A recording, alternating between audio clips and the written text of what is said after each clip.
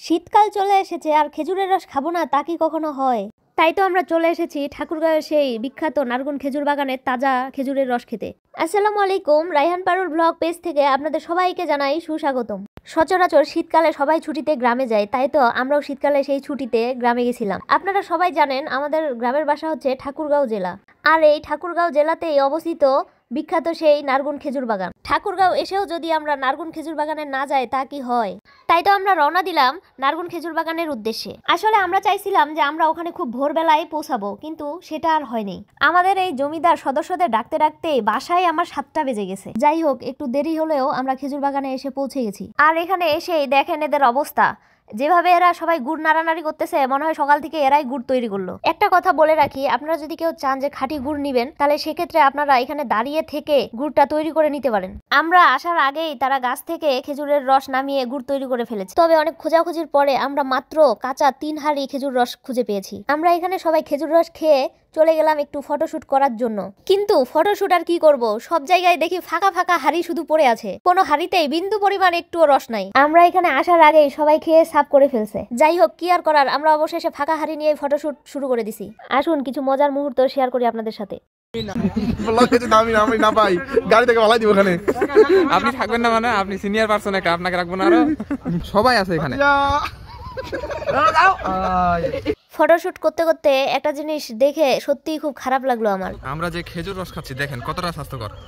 বিভিন্ন ধরনের পাখি আসে সেখানে মুখ দিচ্ছে, আবার ওই রসে আমরা খাচ্ছি। এটা কতটা স্বাস্থ্যকর আপনারা বলেন তো দেখি। কেননা মানুষের সমস্যা হবে, কেননা ফুড পয়জনিং হবে। এভাবে খোলামেলা অবস্থায় রাখছে, সেই হাঁড়িতে আবার রস করতেছে, উপরে আবার পাখিতে মুখ দিচ্ছে। দেখেন হাঁড়ির উপরে উঠে পাখিতে মুখ দিচ্ছে, আবার পায়খানাও করতেছে। এই রস আমরা খাচ্ছি, কি একটা অবস্থা দেখেন। আর এইদিকে দেখেন আমার ভাইয়ের অবস্থা, মানে শুয়ে বসে উঠে দাঁড়ায় সব জায়গায় ওকে ফটোশুট করতে হবে। এখানে আমরা আমাদের বাসার জন্য কিছু গুড় কিনছিলাম। গুড় কেনার সময় তারা আমাদেরকে কিছু গুড় খাওয়ার জন্য দেয়, যে আপনারা টেস্ট করে তারপরে গুড়টা কিনেন।